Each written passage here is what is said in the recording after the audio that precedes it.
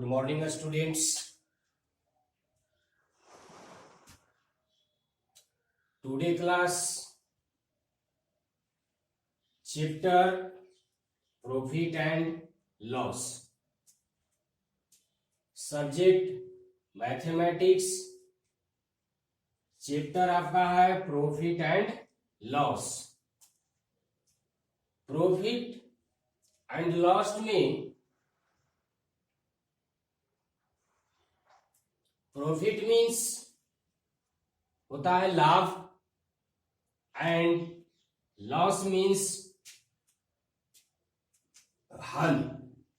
Loss means हानि और profit means लाभ.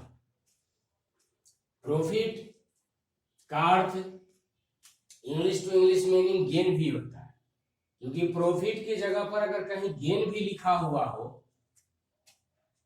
तो इसमें कोई प्रॉब्लम्स नहीं होनी चाहिए, क्योंकि प्रॉफिट मीन्स भी आपका लाभ ही होता है और गेन मीन्स भी आपका लाभ ही होता है. तो गेन का मीनिंग आपका है GAIN, यानी गेन. गेन मीन्स आपका क्या होगा? लाभ होगा. और प्रॉफिट मीन्स भी आपका प्रॉफिट मीन्स क्या हो? सॉरी, प्रॉफिट मीन्स हानि नहीं, प्रॉफिट मीन्स भी आपका यही होगा, यानी लाभ. उसके बाद है आपका लॉस. तो लॉस मीन्स हानि. ये है. तो गेन और प्रॉफिट दोनों का अर्थ सेम है, लाभ. और लॉस मीन्स यानी हानि, यानी लॉस का अर्थ है हानि. तो ये चैप्टर है आपका प्रॉफिट एंड लॉस.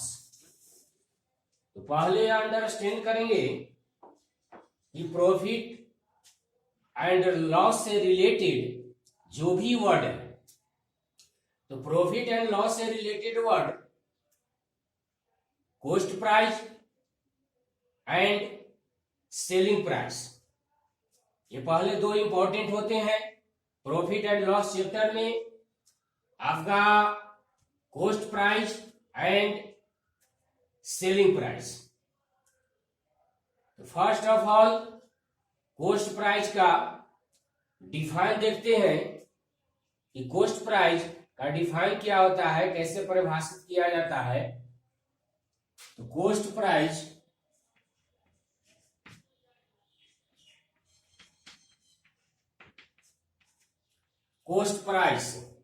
तो कॉस्ट प्राइस मीन्स भी देख लेते हैं कि कॉस्ट प्राइस का अर्थ क्या होता है.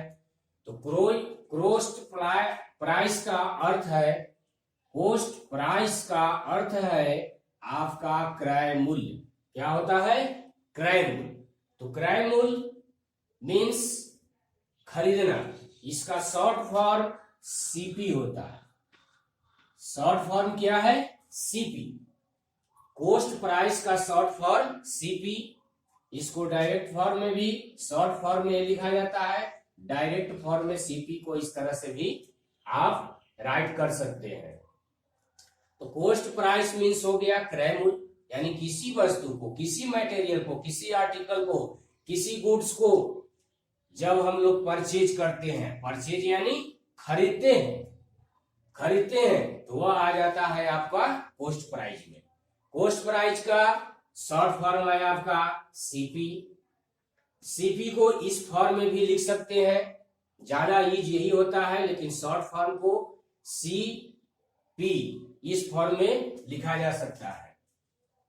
तो पहले कॉस्ट प्राइस का डिफाइन देखते हैं. Cost price, the price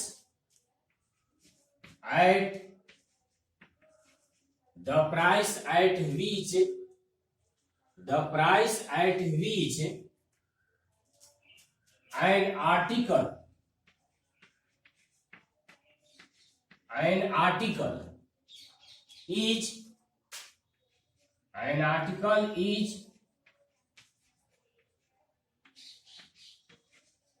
an article is purchased by A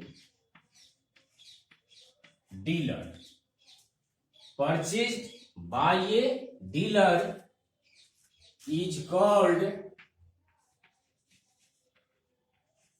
is called cost price, is called cost price। यहां पर डिफाइन है कि the price at which an article is purchase by a dealer. Dealer means व्यापारी होता है, businessman जो खरीदता है।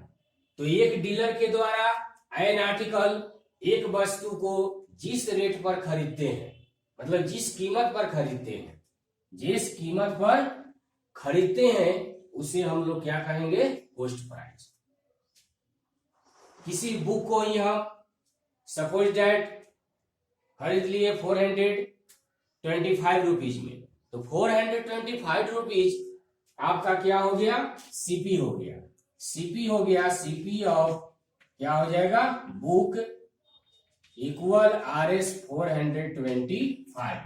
तो 425 अगर किसी बुक को जिस कॉस्ट पर, जिस कीमत पर अगर परचेज करते हैं, परचेज मीन्स खरीदना, अगर परचेज करते हैं तो वह आपका हो जाएगा cost price. Cost price means यहां पर हो गया क्रय मूल्य, मतलब जिस वस्तु को आप खरीदते हैं। पहले ही बताए हैं कि कॉस्ट प्राइस को शॉर्ट फॉर्म में सीपी आप राइट कर सकते हैं, लिख सकते हैं। तो यहां सीपी ऑफ बुक, किताब की कीमत आपकी कितनी हो गई, 425। तो 425 यह क्या हो गया, कॉस्ट प्राइस। तो किसी भी मटेरियल को, वह मटेरियल स्मॉलर है, छोटा है, लार्जर है, बड़ा है, उसको जितने में हम लोग खरीदते हैं उस मटेरियल का वह क्या कहलाएगा, सीपी अर्थात कॉस्ट प्राइस। तो यह कॉस्ट प्राइस, फिर एक बार इसको अंडरस्टैंड करते हैं कि the price at which an article is purchased by a dealer, मतलब एक व्यापारी के द्वारा एक वस्तु को जिस कीमत पर, जिस रेट पर खरीदा जाता है उसको क्या कहते हैं, कॉस्ट प्राइस। उसको क्या कहेंगे, कॉस्ट प्राइस। तो कॉस्ट प्राइस का डिफाइन हो गया। कॉस्ट प्राइस को बताया जाए कि शॉर्ट फॉर्म में सीपी लिख सकते हैं। सपोज दैट एक बुक की, यहां पर एक बुक की आपकी कॉस्ट कितना है, एक बुक का कॉस्ट है, कॉस्ट प्राइस कितना है, 425। इसी तरह से बहुत से ऐसे मटेरियल है आपका, सीपी ऑफ ए पेन, एक बुक की, एक पेन की कीमत, कॉस्ट प्राइस। तो मान लेते हैं कि RS कितना दिया हुआ है, 5। तो 5 रुपया में एक पेन को हम लोग खरीदते हैं, तो उस पेन का 5 रुपया, 5 रुपीज आपका क्या हो गया, यहां पर कॉस्ट प्राइस हो गया। तो इस तरह से हम समझ सकते हैं कि मार्केट में कोई भी मटेरियल को, कोई भी मटेरियल हो, खाने पीने सामान, जो भी स्टेशनरी है, बिल्डिंग से रिलेटेड मटेरियल है, तो जिस मटेरियल को जितने में हम लोग परचेज करते हैं, परचेज यानी खरीदते हैं, तो वह उसका क्या होता है, सीपी। तो हम समझ रहे हैं कि सीपी आप लोग समझ गए होंगे। अब नेक्स्ट इसमें देखते हैं, दूसरा आपका है, ये कॉस्ट प्राइस हो गया। अब आपका है selling price. Selling price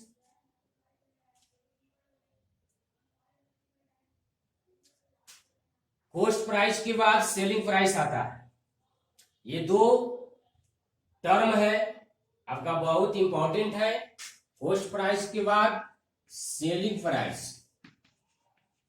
selling price.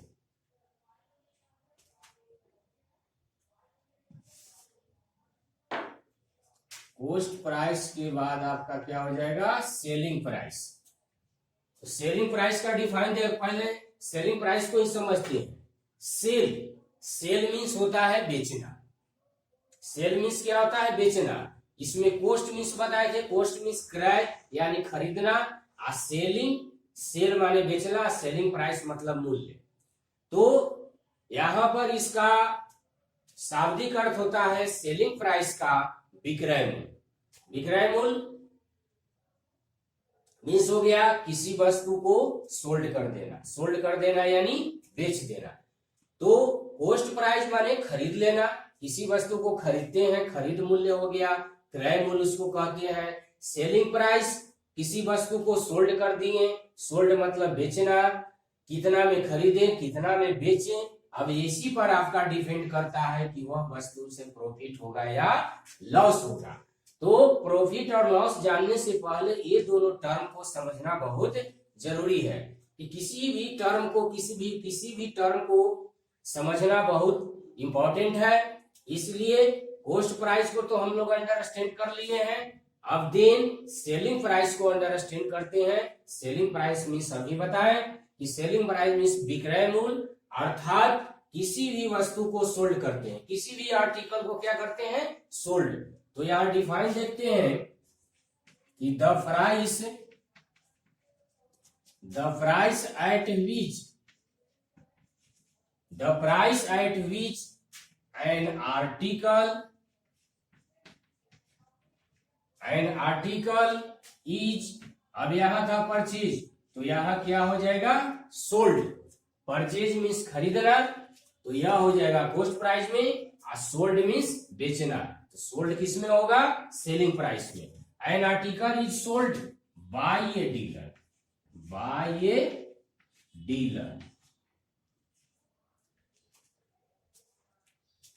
Is called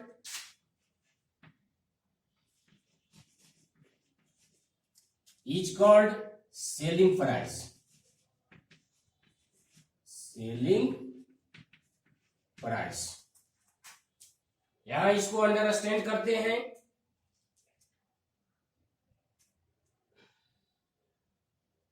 selling price यानी ये कॉस्ट प्राइस तो हो गया। अब सेलिंग प्राइस का define, the price at which an article is sold by a dealer. Dealer means बताए थे व्यापारी। एक व्यापारी के द्वारा किसी वस्तु को, एक वस्तु को जिस रेट पर, जिस कीमत पर बेचा जाता है उसे क्या कहते हैं, सेलिंग प्राइस। तो सेलिंग प्राइस का भी शॉर्ट फॉर्म होता है, आप समझ गए, शॉर्ट फॉर्म एसपी। इसको इस फॉर्म में लिख करके आप सॉल्यूशन भी कर सकते हैं। एस मीन्स सेलिंग और पी मीन्स प्राइस, यानी सेलिंग प्राइस। और सेलिंग प्राइस का मीनिंग यानी सोल्ड, सोल्ड यानी किसी वस्तु को बेच देना। तो एसपी को इस तरह से भी राइट कर सकते हैं, जब मैथ को कैलकुलेशन करना हो तो इस तरह से एसपी को इस तरह से नहीं लिखा जाता है, लेकिन सेलिंग प्राइस का शॉर्ट फॉर्म एस पी होता है। एस मीन्स सेलिंग और पी मीन्स प्राइस यानी selling price. The price at which an article is sold by a dealer. एक डीलर के द्वारा एक वस्तु को जिस रेट पर बेचते हैं, जिस कीमत पर बेचते हैं, उसको हम लोग सेलिंग प्राइस कहते हैं। सेलिंग प्राइस विक्रय मूल्य, किसी वस्तु को सोल्ड करना क्या कहलाएगा, सेलिंग प्राइस। तो ये आपका कॉस्ट प्राइस और सेलिंग प्राइस क्लियर हो गया होगा। अब यही दोनों टर्म पर, कॉस्ट प्राइस और सेलिंग प्राइस के टर्म पर ही आपको प्रॉफिट एंड लॉस डिपेंड करता है कि किसी वस्तु को हम लोग कितना में परचेज किए हैं, बाउट किए हैं, खरीदे हैं, और कितना में उसको से सोल्ड किए हैं, बेचे हैं। और इसी पर वह डिपेंड करता है कि उस मटेरियल में हमको प्रॉफिट होगा या लॉस होगा। तो इस तरह से थोड़ा सा इसमें हम लोग समझते हैं कि कब प्रॉफिट होती है एंड कब लॉस होती है ना। तो ये दोनों मटेरियल हो गया, इसलिए थोड़ा सा प्रॉफिट एंड लॉस के बारे में अंडरस्टैंड करते हैं, तब फिर देन प्रॉफिट एंड लॉस का डिफाइन को अंडरस्टैंड करते हैं। तो मान लेते हैं कि कॉस्ट ऑफ ए बुक, एक बुक की कीमत कितनी है, ₹400। एक बुक की कीमत कितनी है? ₹400। तो यह सीपी हो गया। सीपी इक्वल कितना हो गया आपका? 400, है ना। और एसपी ऑफ ए बुक, मतलब उसी बुक को हम लोग सोल्ड कर दिए कितना में? मान लेते हैं ₹425। ₹425। पहले एक बुक की कीमत कितनी थी?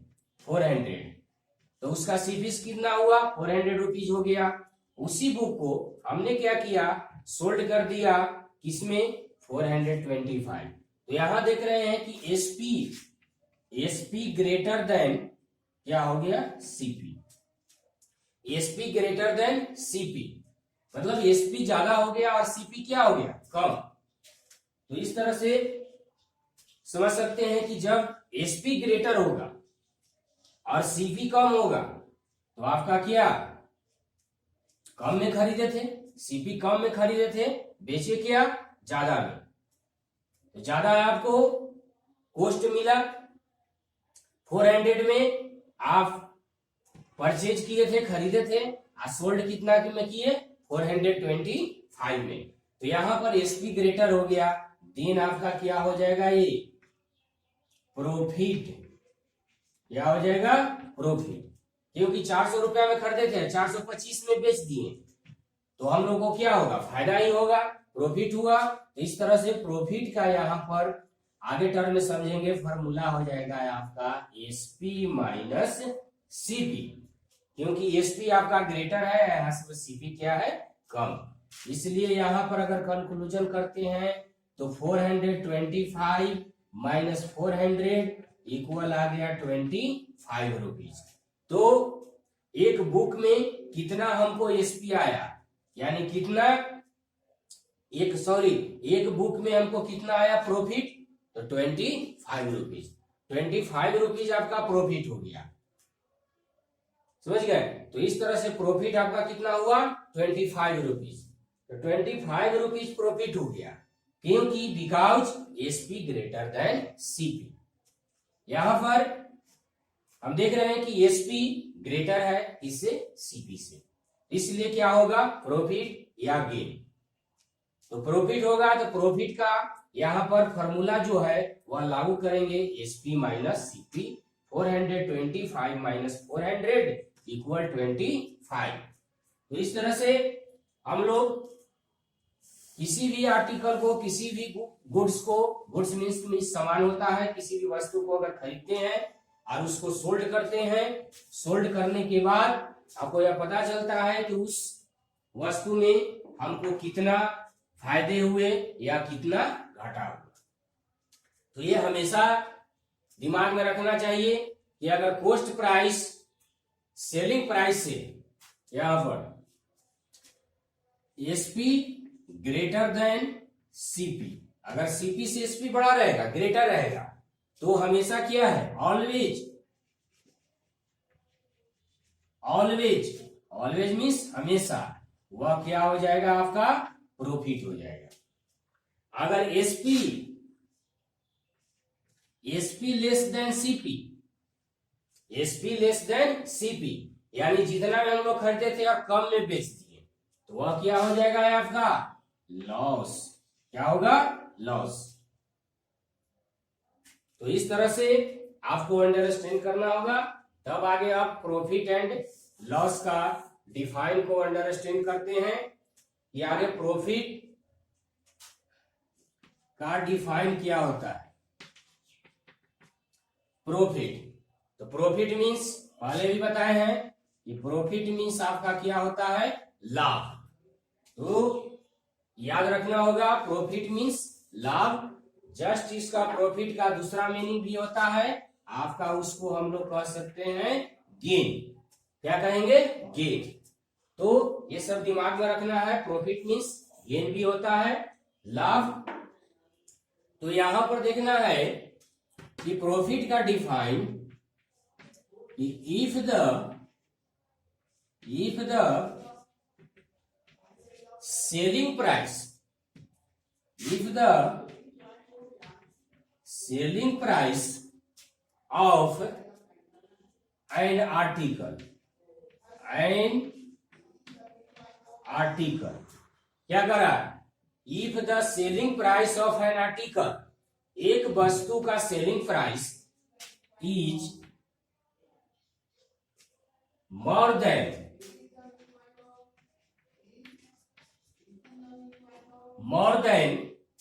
इट्स कोस्ट प्राइस,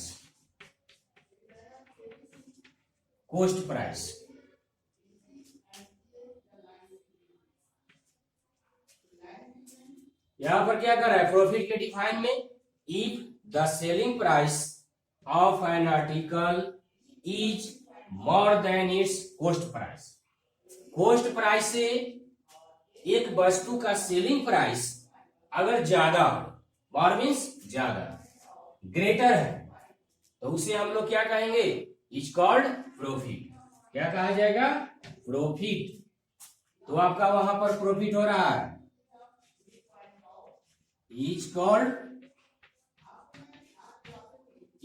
प्रॉफिट, वहां पर क्या होगा, आपका प्रॉफिट होगा। तो ये चीज ध्यान देना है कि किसी वस्तु को सोल्ड करने पर, किसी वस्तु का सेलिंग प्राइस यानी सोल्ड करने पर कोस्ट प्राइस से, किसे, कोस्ट प्राइस से उसकी कीमत क्या हो, ज्यादा, जितना में आप परचेज किए थे, खरीदे थे, अगर उससे ज्यादा अगर सेलिंग प्राइस की कीमत हो, उस वस्तु की कीमत हो, तो वहां पर आपका क्या होगा, प्रॉफिट होगा।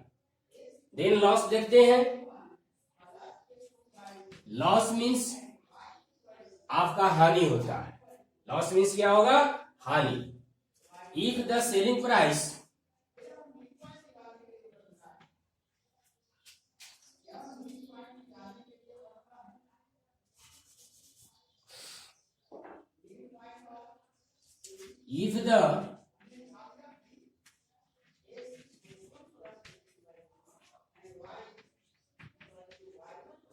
if the selling price of an article, if the selling price of an article is less than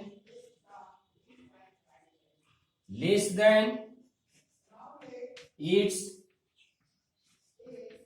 cost price, is called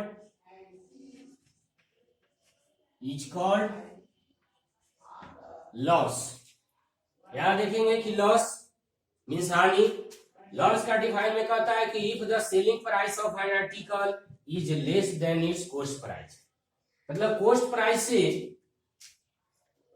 एक वस्तु का सेलिंग प्राइस अगर लेस हो, क्या हो, लेस, तब उसको क्या माना जाएगा, लॉस, क्या मानेंगे, लॉस। फर्स्ट प्रॉफिट में देखे थे कि कोस्ट प्राइस से एक वस्तु का सेलिंग प्राइस अगर मोर हो, ज्यादा, तो वह प्रॉफिट होता है। लॉस में देख रहे हैं कि कोस्ट प्राइस से एक वस्तु का सेलिंग प्राइस क्या हो, लेस, सेलिंग प्राइस क्या हो, लेस, तब उस वस्तु को क्या होगा, उसमें आपका लॉस होगा। तो यहां पर अंडरस्टैंड, फिर एक बार देखते हैं कि selling price of an article is less than it's coast price, coast price से सेलिंग प्राइस कम, किसी भी वस्तु का कोस्ट प्राइस से सेलिंग प्राइस लेस हो, लेस यानी कम, तो उसमें आपका लॉस होगा, क्या होगा, लॉस, ऑलवेज लॉस। और सेलिंग प्राइस अगर ज्यादा है, किससे, कोस्ट प्राइस से, किसी भी वस्तु को हम लोग सेल करते हैं, सेल करने में अगर कोस्ट प्राइस आपका ग्रेटर हो गया, कोस्ट प्राइस क्या हो गया, ग्रेटर, तो कोस्ट प्राइस आपका अगर ग्रेटर हो गया और सेलिंग प्राइस आपका क्या हो जाएगा, लेस, तो वह हो जाएगा लॉस। तो इस तरह से अंडरस्टैंड करना होगा, समझना होगा।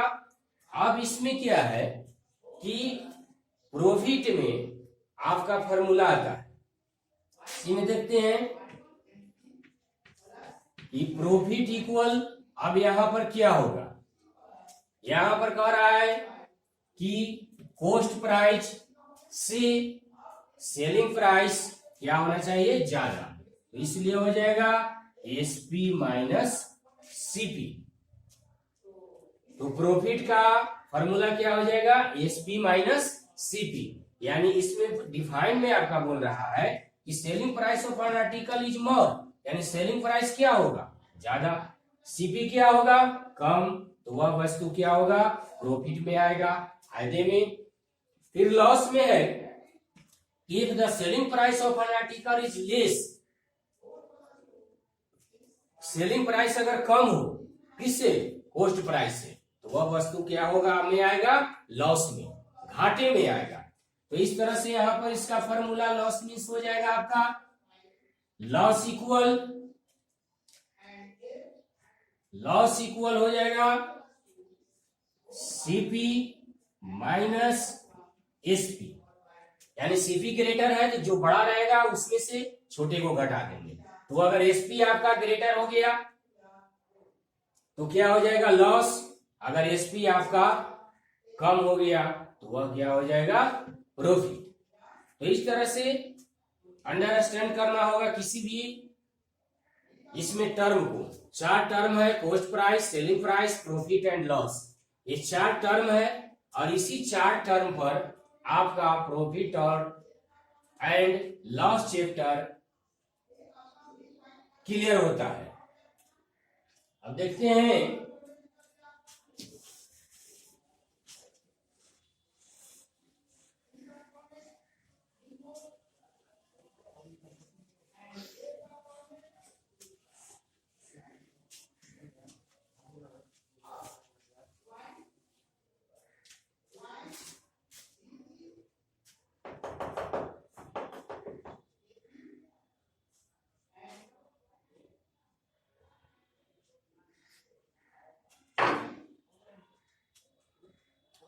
यहां पर अभी हम लोग चार टर्म देखे हैं, इसमें से हो गया आपका चार टर्म सीपी, एसपी,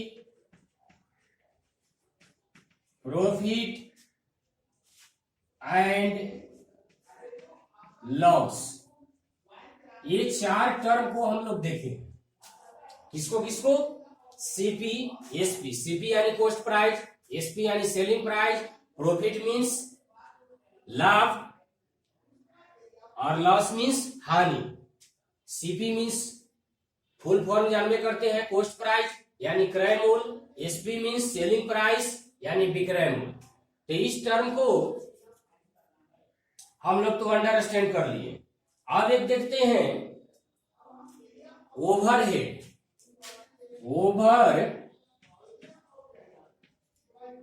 ओवरहेड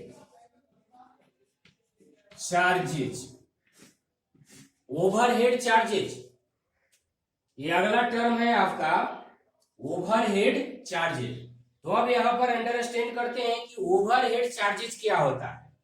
तो ओवरहेड चार्जेज को समझने के लिए सपोज दैट लेट द, मान लेते हैं कि किसी भी आर्टिकल को,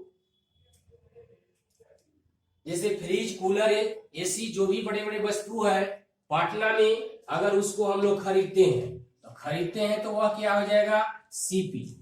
और सीपी है कितना, अगर मान लेते हैं 5000 में, 5000 में उस वस्तु को परचेज करते हैं, एंड आर्टिकल को कितना में परचेज किए, 5000 में, 5000 पर चेंज किया। अब वहां से ट्रांसपोर्टेशन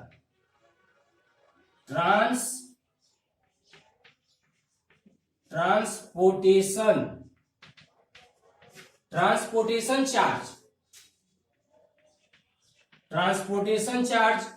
मान लेते हैं कि 500 लगा, ट्रांसपोर्टेशन चार्ज कितना हो गया, 500, 500 रुपीज ट्रांसपोर्टेशन चार्ज हो गया। मतलब पटना से जहां भी ले जाना है वहां उस वस्तु को ले जाने में यानी ट्रांसपोर्टेशन चार्ज में आपका कितना आ गया 500 रुपीज।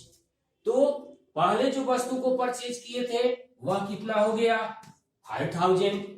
ओवरहेड, इसी को ओवरहेड कहते हैं जो अलग से लगता है। कहीं पर ट्रांसपोर्टेशन चार्ज हो गया, अगर बिल्डिंग खरीदे और उसको मरम्मत रिपेयर कराने में लेबर चार्ज हो गया, कोई बाइक खरीदते हैं, कोई बस खरीदते हैं, उसमें अलग से उसको रिपेयर कराने में उसमें जो चार्ज लगा तो उसको हम लोग क्या कहेंगे ओवरहेड चार्ज करते हैं। ओवरहेड मतलब अलग से उसमें खर्च। अब इस तरह के मटेरियल में हम लोग क्या कर देते हैं कि टोटल सीपी निकाल देते हैं। क्या निकालेंगे टोटल सीपी। तो टोटल सीपी आपका हो गया 5000 पहले जिस वस्तु को परचेज किए उसको लाने में जो आपका खर्च हुआ वह हुआ 500। टोटल क्या हो गया 55,500 रुपीज। 5,500 रुपीज अब यहाँ पर सीपी हो गया। क्या हो गया सीपी। तो इस सीपी को ही लेकर क्वेश्चन को आगे हम लोग सोल्यूशन करेंगे। समझ गए। तो ऐसे टर्म को हम लोग कहते हैं ओवरहेड चार्ज। तो किसी मटेरियल को खरीदे अलग से उसको रिपेयर में, कंस्ट्रक्शन में, है ना, लेबर चार्ज, ट्रांसपोर्टेशन चार्ज अगर किसी वस्तु पर लगता है तो वह हो जाता है क्या ओवरहेड चार्ज। तो उस ओवरहेड चार्ज को जितना में उस वस्तु को परचेज किए थे अगर उसमें ऐड कर देंगे तो वह हो गया आपका टोटल हो जाता है सीपी। तो इस तरह से एक टर्म हो गया आपका ओवरहेड चार्ज। तो ओवरहेड चार्ज इसमें पांचवा टर्म हो गया CP SP profit and loss और उसके बाद हो गया आपका ओवरहेड चार्ज। तो इस तरह से आप लोग इसका डिफाइन याद कर लीजिएगा। आज का क्लास यहीं पर एंड करते हैं। Thank you.